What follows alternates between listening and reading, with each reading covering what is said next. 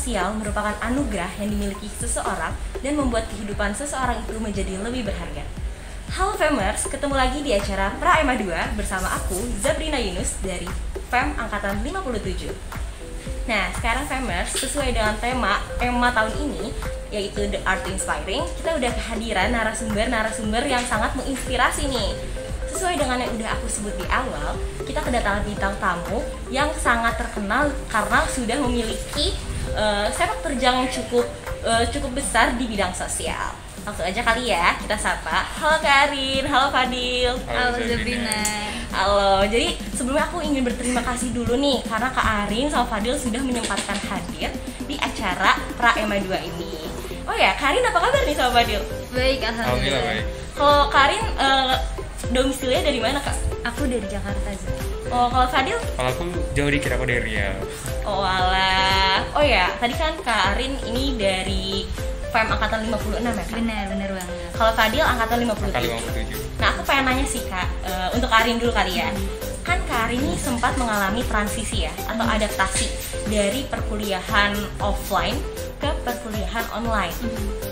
Nah, kira-kira ada nggak sih, Kak, keresahan yang Kak Arin hadapi gitu? Karena aku sendiri waktu aku merasakan transisi dari offline ke online itu sangat amat aku sangat amat down gitu karena benar-benar suasana itu beda banget. Aku benar-benar terkurung di rumah dan nggak bisa kemana-mana. Itu membuat mental aku tuh kadang down juga gitu, Kak. Kira-kira Kak Arin sama Fadil sendiri pernah nggak sih merasakan hal tersebut? Pernah banget. Apalagi aku tuh orangnya bisa dibilang aku adalah orang yang ekstrovert. Jadi tuh aku dapat energi yang banyak sekali ketika aku ketemu manusia gitu. Ketika aku ngobrol sama orang, ketika aku berkegiatan sama orang lain. Nah, pas awal-awal pandemi gitu ya, itu kan terjadi perubahan yang besar di mana aku tuh harus di kamar sendirian, apalagi tuh aku anak tunggal, Zap. Jadi Ya ampun. aku di kamar sendirian, terus kita harus melakukan Zoom yang banyak banget, terus adaptasi rapatnya juga harus melalui Zoom dan segala macam. Nah, di awal-awal pandemi aku juga ngerasa mental aku tuh keganggu banget. Bener-bener sampai di awal-awal tuh aku ngerasa nggak bisa ngapa-ngapain gitu, diem nangis di kamar tapi nggak tahu kenapa alasannya. Itu kayaknya sampai sebulan, bahkan aku takut ngeliat Instagram. Kenapa aku takut ngeliat Instagram? Karena aku ngeliat kok orang-orang bisa ya, kayaknya happy aja. Iya, gitu. benar banget. Kok orang-orang bisa ya tetap berkegiatan, kok mereka bisa ya produktif, kok aku di rumah gini-gini aja gitu. Pas awal-awal pandemi kok aku malah nggak ngapa-ngapain, kok aku malah lali-lalah dan akhirnya menyalahkan diriku sendiri. Sampai akhirnya gara-gara kesedihan aku akhirnya disarankan sama temanku, karena aku udah nyoba cerita ke teman, disarankan ke temanku, Rin coba aja untuk ke psikolog, nanya gitu kondisinya. Akhirnya ke psikolog, Kak? Iya, dan akhirnya tuh aku ke psikolog karena aku ngerasa kayaknya udah nggak beres nih sama diri aku.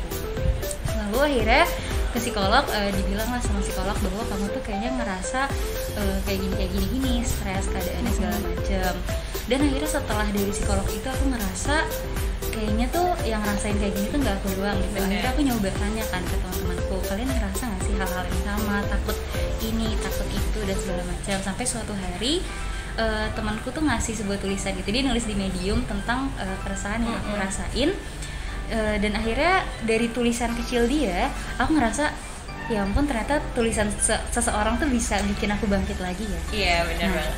Dari situ akhirnya aku ngerasa kayaknya yang ngerasain perasaan sedih dan bimbang ini gak aku doang, dan kayaknya dari sini tuh dari tulisan-tulisan ini tuh kita tuh bisa nge-embrace orang-orang juga. Akhirnya dari situ aku ngerasa kayaknya kalau aku diem aja aku ngerasa ini kurang deh, kayaknya aku bisa melakukan sesuatu. Karena dari situ akhirnya aku sama teman-teman aku nih yang aku rasa kayaknya bisa nih untuk gerak bareng-bareng, kita membuat sebuah komunitas, membuat sebuah platform yang namanya Teman Berproses, di mana Teman Berproses itu merupakan sebuah platform atau komunitas yang bergerak di bidang kesehatan mental, di mana kita tuh bergerak sebagai teman yang sama-sama belum sempurna, sama-sama masih belajar, sama-sama pengen berproses bareng untuk pelan-pelan belajar untuk menerima diri kita, untuk pelan-pelan belajar untuk sayang sama diri kita, dan untuk pelan-pelan belajar untuk mencintai diri kita. Jadi kita bergerak di bidang kesehatan mental dan self development juga gitu. Kenapa teman berproses? Karena tadi kita tuh berpihak sebagai teman yang ngasih kekuatan-kekuatan melalui kata-kata. Kita juga research gitu ya, by artikel dan segala macam. Tapi kita tuh masih belum sempurna kok. Kita juga masih banyak salahnya. Kita masih berproses bareng-bareng. Jadi di sini kita pengen nih kita bareng-bareng berproses bareng untuk sayang dan pelan-pelan tuh menerima diri kita. Keren banget sih Kak Arin. Jadi Kak Arin membuat keterpurukan menjadi sebuah karya gitu Kak. Jadi sebenarnya platform yang Karin buat nih, selain tulisan itu bisa memotivasi orang lain, bisa membangkitkan semangat orang lain, secara tidak langsung itu juga healing untuk diri sendiri nggak sih Kak? Benar banget, karena value-nya itu dapat ketika ada orang yang bilang terima kasih ya udah bikin tulisan ini kayak gitu. Oh ya, kalau Fadil sendiri nih dengar, kamu juga punya komunitas ya Dil? Iya. Boleh dong ceritain ke kita komunitas kamu tuh tentang apa? Oke, sebelumnya sih aku sama juga kayak Zabrina tadi, aku ngerasain kalau selama transisi dari offline ke online itu rasanya kayak stres banget dan mungkin bisa dibilang lumayan depresi ya. Karena aku juga ekstrovert sama kayak Kak Arin. Aku itu orangnya harus ketemu banyak orang biar energi aku itu nambah. Jadi selama online itu aku ngerasanya energi aku habis, terus aku nggak bisa ketemu orang, aku ya kerjanya cuman Zoom doang gitu kan. Dan akhirnya aku ngerasa kayak ya lumayan kebawa pikiran sampai stres juga, dan itu ngehambat kegiatanku juga. Aku jadi malas ngapa-ngapain, aku jadi ya juga tadi bisa nangis tiba-tiba ya.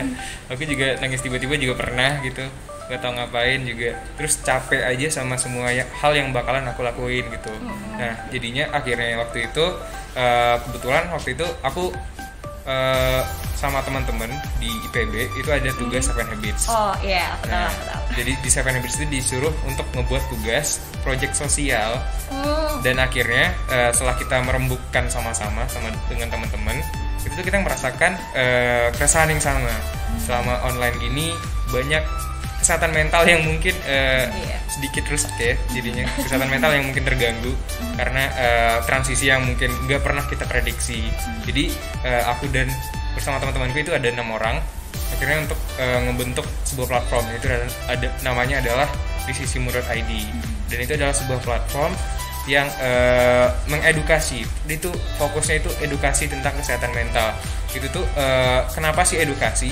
Itu tuh asalnya itu dari kitanya yang nggak tahu. Sebelumnya itu kita ngerasa sedih, ngerasa depresi, itu nggak tahu itu sih kenapa sih kita bisa nangis tiba-tiba, itu kenapa gitu.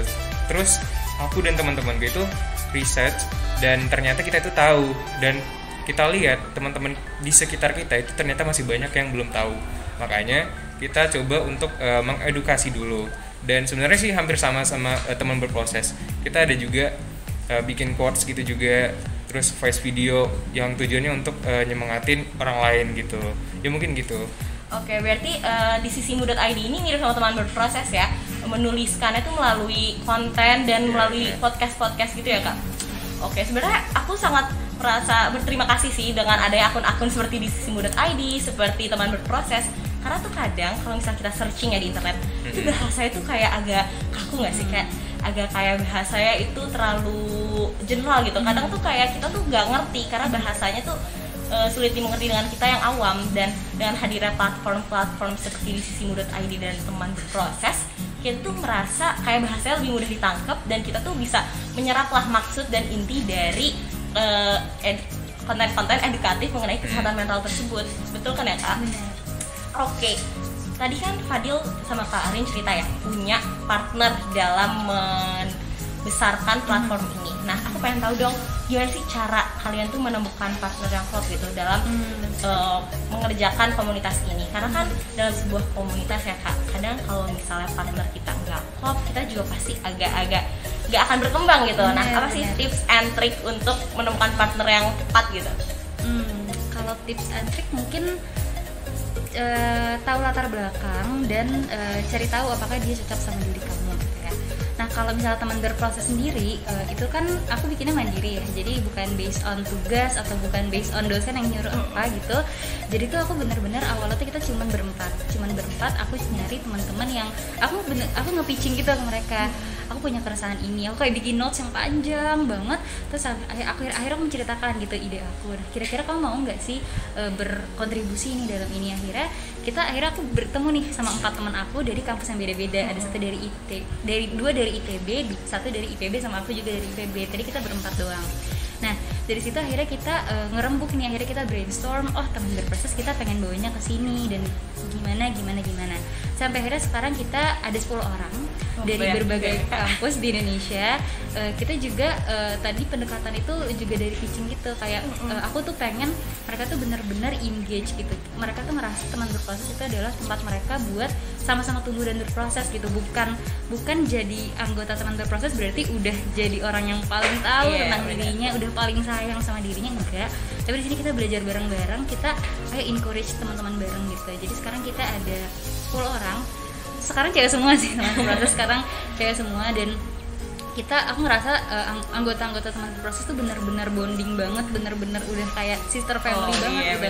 Karena kita walaupun kita nggak rapat yang setiap minggu gitu, jadi kita kan juga punya kesibukan masing-masing ya, karena jadwal kampusnya beda-beda, tapi itu kita benar-benar yang setiap hari tuh ada aja gitu, yang di grup kita tuh kayak ceritaan, ibu hari ini tuh sedih banget deh gara-gara ini, dan kita tuh saling ngasih encouragement masing-masing dan segala macam. Dan senangnya itu sih akhirnya ketemu keluarga baru juga yang sama-sama pengen belajar, sama-sama sayang, sama-sama berusaha untuk kita belajar berproses ya, kayak gini walaupun kita tuh masih sering banget banyak kurangnya gitu. Mungkin tipsnya adalah cari orang yang sesuai dan cocok sama diri kamu.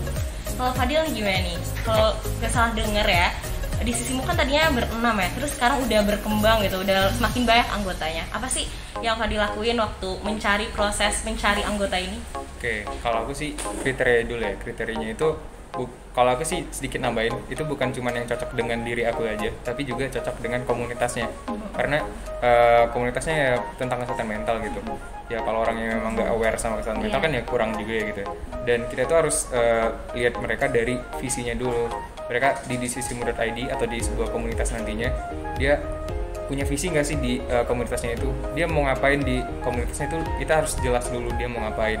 Itu sih kalau untuk kriteria orangnya. Terus kalau sekarang sih di sisimu.id awalnya memang 6 ya, ini beda banget sama Karin sendiri, terus pitching dulu baru berempat ya kan. Kalau aku itu memang awal bentuknya itu berenam, dan itu nggak bisa diatur juga karena kitanya juga diacak dan itu tugas, jadi dibentuk kelompok 6 orang, akhirnya kita ngebuat di sisimu.id. Terus sekarang alhamdulillah udah berkembang jadi 12 orang, dan itu kita ada juga dari berbagai macam kampus.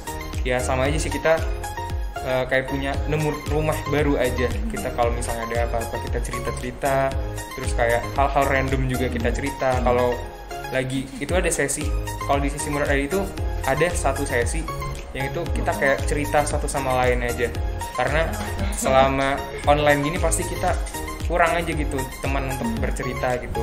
Nah jadi di sisimu.id ini ya kita coba untuk memperbaiki kesehatan mental anggota-anggotanya dulu aja. Benar. Sama tadi kayak teman berproses ya, kalau orang-orang anggotanya itu bukan orang-orang yang udah paling tahu, karena di sisimu.id kan tujuannya emang edukasi, berarti emang bukan orang-orang yang ngerti banget tentang kesehatan mental gitu. Jadi kita coba untuk kitanya tahu dulu, kitanya baik juga dulu kesehatan mentalnya. Jadi dengan diadakan program gitu, jadi setiap minggu itu ada kayak sesi untuk bercerita satu sama lain, hari-harinya ngapain aja, minggunya gimana, ada kesulitan nggak gitu. Itu gitu sih kegiatan dari sisimu.id. Sebenarnya untuk kayak bercerita setiap minggu terus sharing, menurut aku itu dibutuhin semua komunitas ya sih. Walaupun terlepas dia komunitas kesehatan mental atau tidak, pasti semua komunitas membutuhkan itu gak sih, agar komunitas itu lebih akrab, lebih pokoknya kalau misalnya semuanya lebih akrab kan jadinya tuh kegiatan-kegiatan yang dilakukannya pun bakal semakin lancar, betul gak sih Kak? Nah tadi kan ada proses penambahan anggota nih ya.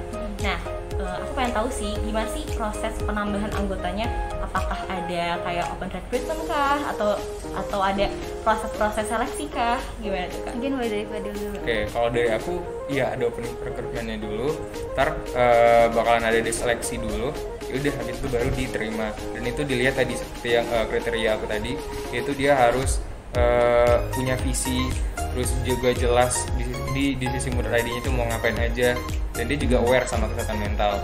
Itu sih untuk di sisimu.id. Oke, kalau teman berproses lebih ke nggak seformal itu sih ya, kita masih family based oriented banget sebenarnya komunitasnya. Jadi kita ngelakuin rekrutmennya itu perlahan tapi close recruitment gitu.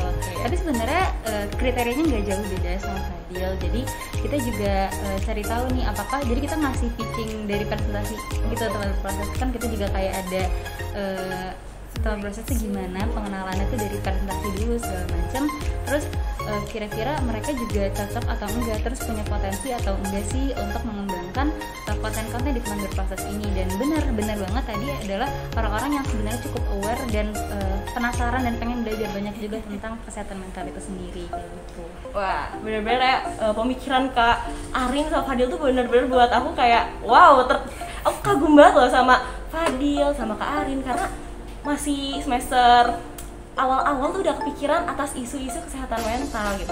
Soalnya kan jarang banget ya, apalagi jurusan kita tuh jauh banget gitu kan sama psikologi, tapi bisa gitu kepikiran untuk membuat komunitas kesehatan mental. Nah, aku pengen tahu sih Kak, kan kita nggak ada latar belakang pendidikan psikologi dan lain sebagainya ya.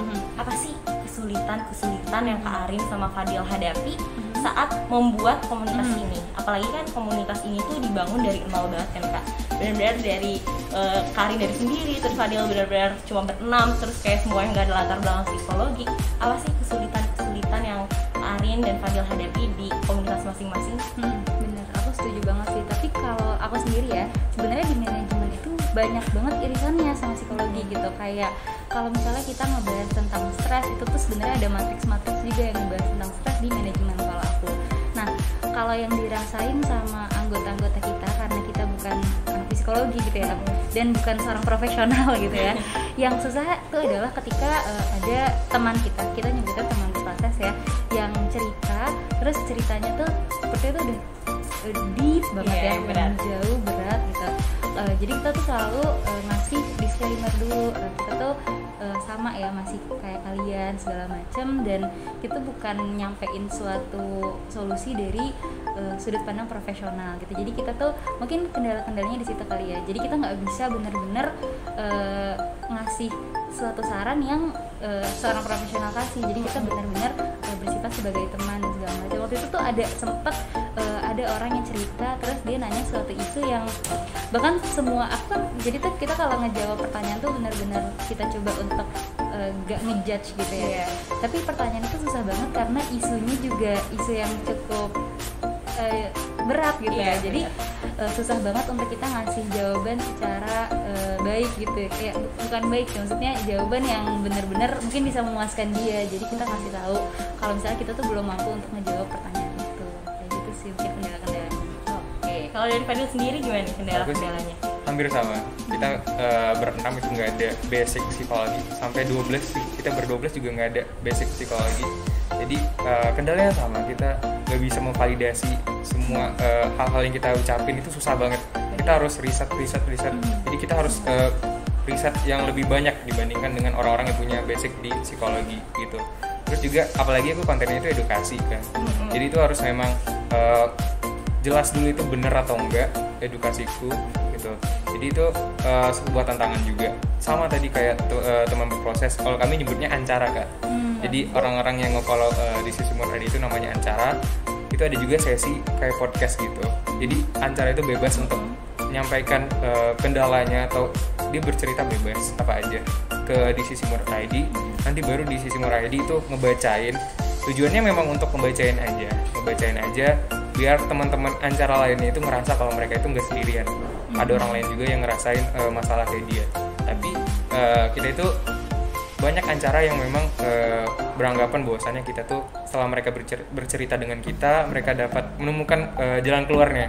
Padahal kan kita cuman kita mengedukasi aja, terus kita cuma mendengar aja, dan susahnya di situ sih. Terus juga kita sebenarnya ada tugas juga itu untuk sebagai pendengar yang baik. Nah itu juga sebuah tantangan sih, karena sama tadi kayak Kak Arin bilang tadi, kita tuh jangan sampai mendengar dan menilai gitu. Jadi kita jangan judge mereka gitu kan. Betul banget. Nah jadi itu sih sedikit challenge-nya di sisi berlain. Nah tadi kan Kak Arin sama Fadil udah bercerita nih tentang tantangan yang Kak Arin sama Fadil rasakan selama mendirikan komunitas ini. Nah kalau gitu apa sih yang membuat Kak Arin sama Fadil tuh bertahan gitu untuk mendirikan komunitas ini dan mengembangkan komunitas ini? Apa sih Kak yang nge-trigger kalian untuk tetap lanjut gitu, bertahan? Iya. Kalau aku sendiri, tadi tuh aku lupa sebutin ya Zab, sebenarnya selain tadi tantangan kita nggak bisa kasih validasi secara profesional, ada juga beberapa orang tuh yang look down gitu. Apa sih teman berproses ngasih kontennya toxic positivity banget deh, kok orang ini, kok orang itu gitu. Tapi sebenarnya kan di sini kita berupaya ya menjadi teman dan segala macamnya, dan itu tuh kadang bikin kita sedih gitu ketika ada orang-orang yang mandangnya rendah gitu, mandangnya tuh kayaknya gini banget gitu. Tapi yang bikin bertahan adalah teman-teman dari teman proses, yaitu followers kita yang nge-DM kita, yang komen ke kita bahwa mereka tuh berterima kasih dengan adanya teman berproses. Makasih ya teman proses udah nulis konten ini, aku jadi gini. Bahkan banyak banget yang kadang makasih ya udah bikin aku bertahan, tadinya aku udah nyerah banget loh. Baik-baik banget ya. Iya, jadi kayak akhirnya kita tuh nyadar dari tulisan-tulisan kecil kita, dari konten-konten kita yang sebenarnya sederhana, itu tuh bisa menyuarakan keresahan orang lain, bisa ngerasa orang lain tuh nggak ngerasa sendiri, dan bisa bikin orang lain tuh nggak terus-terusan nyalahin dirinya karena akhirnya nyadar, oh ternyata banyak ya yang ngerasain ini, oh ternyata kita tuh emang masih dalam tahap berproses bareng-bareng ya, dan segala macamnya. Dan itu sih hal-hal itu yang bikin kita pengen banget untuk ngasih tahu ke orang lebih banyak untuk ayo kita temenan dan kita berproses bareng, dan hopefully bisa kita berproses bareng-bareng supaya jadi lebih baik lagi. Gitu sih kalau aku. Kalau aku sendiri sih hampir sama kayak gitu. Tantangannya juga banyak orang yang memang merendahkan juga pasti banyak gitu. Banyak yang bilang kita bukan berasal dari psikologi. Nah, tapi kita coba untuk sok-sokan untuk bahas gitu ya. Karena memang kan stigmanya yang peduli sama kesehatan mental itu cuma yang psikolog aja gitu kan. Itu banyak banget yang ngomong kayak gitu.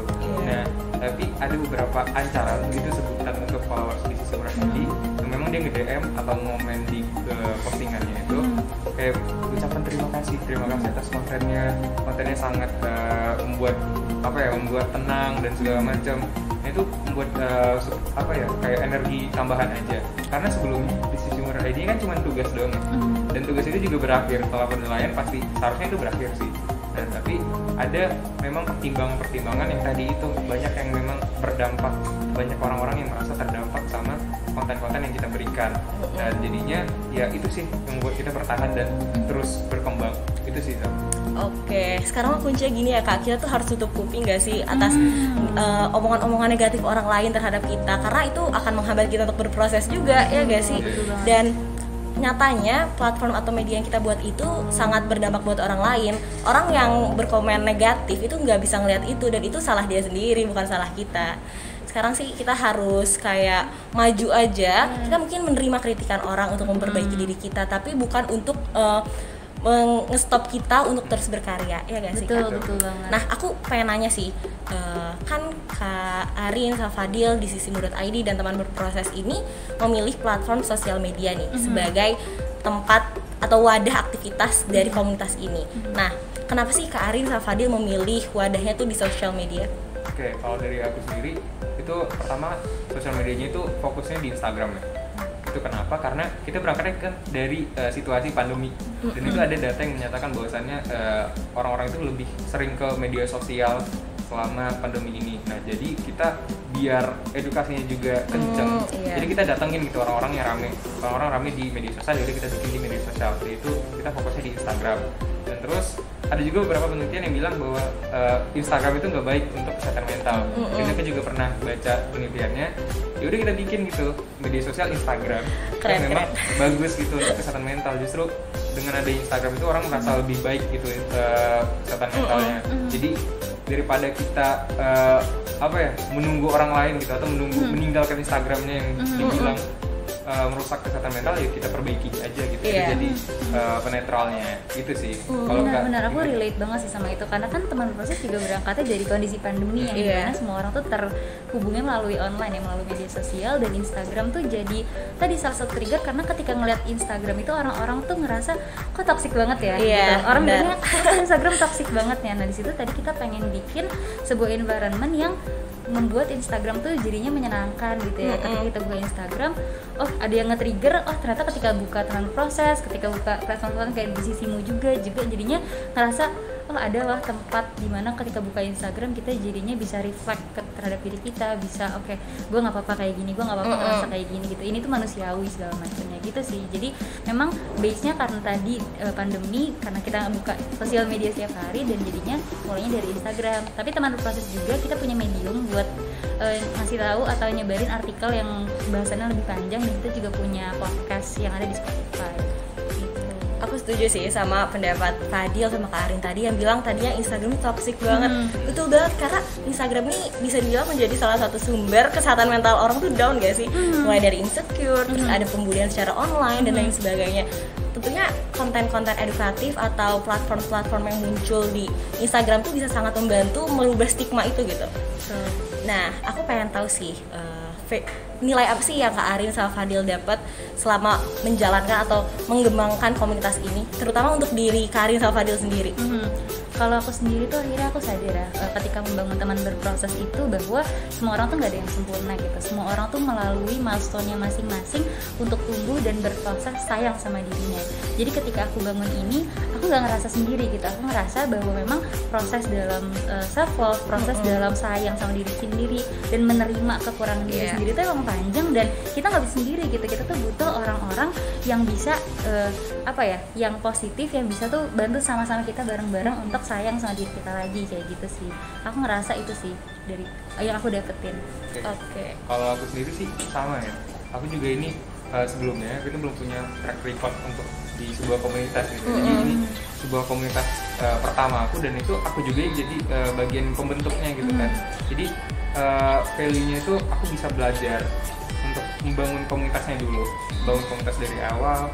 Terus juga kan di dalam organisasi atau komunitas itu ada beberapa tahap gitu, ada mungkin formingnya dulu gitu, baru ada storming, terus ada norming, dan satunya aku lupa gitu. Jadi di storming itu aku belajar banget, kita sama-sama berjuang itu untuk sisi komunitasnya. Kalau misalnya untuk yang kesehatan mentalnya sendiri itu kita belajar bahwasanya dari sebuah keresahan itu bisa dicari solusi loh. Jangan kita tuh harus ketika kita bergerak itu kita bisa menemukan solusinya. Dan juga ini kan karena aku berkolaborasi, jadi rasa kalau misalnya kalau kita berkolaborasi itu kita bisa melampaui batas diri yang udah kita anggap sebagai batasan diri kita sendiri gitu. Jadi dengan bantuan orang lain kita bisa melampaui itu. Terus ya itu sih mungkin itu bisa.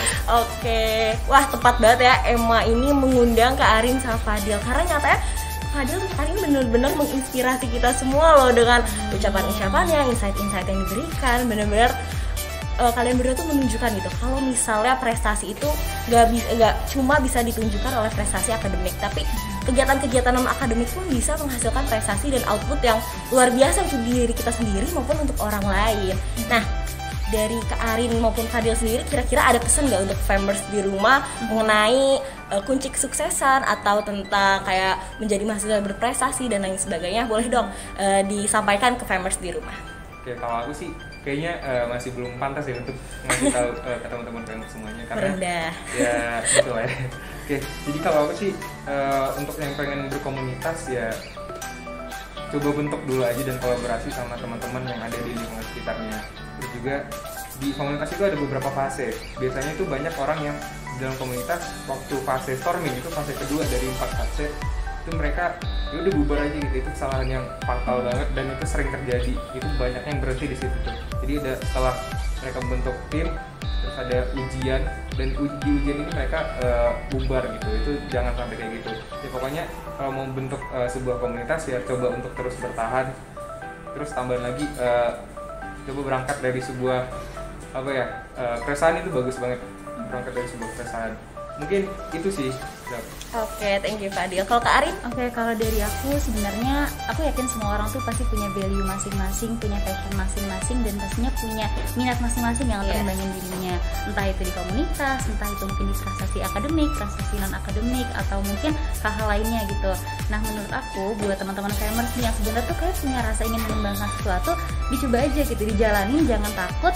Dan ketika misalnya udah dicoba dijalanin dan banyak tantangannya, coba untuk bertahan dan cari alasan di why kalian kenapa kalian ngerjain itu, karena pastinya ketika kalian melakukan sesuatu itu pasti bakal banyak banget dari yang didapat yang nantinya bisa kalian petik di kemudian. Wah, keren banget ya. Terima kasih sekali lagi buat Kak Arin sama Fadil yang udah bersedia hadir nih di acara Praema 2 ini.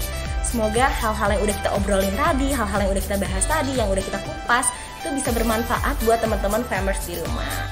Buat teman-teman Famers, jangan lupa untuk mengembangkan diri kalian melalui wadah apapun, karena semua wadah itu dapat berdampak buat diri kita sendiri dan buat orang lain. Jangan takut untuk mengembangkan diri kalian. Nah, kita bisa belajar dari Fadil dan Kak Arin. Sekali lagi, terima kasih kepada Kak Arin dan Fadil yang udah bersedia hadir di acara Praema 2 kali ini.